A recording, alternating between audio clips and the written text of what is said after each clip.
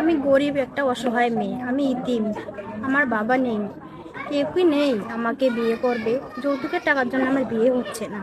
আমি খুব কষ্টে আছি, যে আমাকে বিয়ে করতে চায় ভাইয়ের সাথে যোগাযোগ করিয়েন।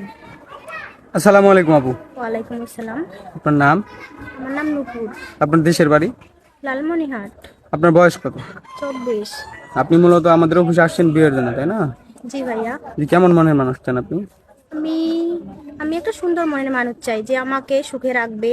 সে যেমনই হোক আমার সমস্যা নাই, সে আমাকে ভালো রাখবে। আমি খুব কষ্টে মানুষ হয়েছি, আমি একজন ইতিম একজন মেয়ে। তো যে আমাকে ভালো রাখবে আমি তার কাছেই যাবো। দেখতে শুনতে কেমন হতে হবে? সে যেমনই হোক ভালো মনের মানুষ হলেই হবে। সে তার বয়স যদি বেশি হয়? সমস্যা নাই, সে আমাকে ভালো রাখলেই হয়েছে। আচ্ছা, আপনার সাথে যোগাযোগ করবে কিভাবে? আপনাদের আপনাদের সাথে যোগাযোগ করলে আমাকে পাবে। সুপ্রিয় দর্শক, ক্যামেরার সামনে দাঁড়িয়ে আছে নূপুর আপু।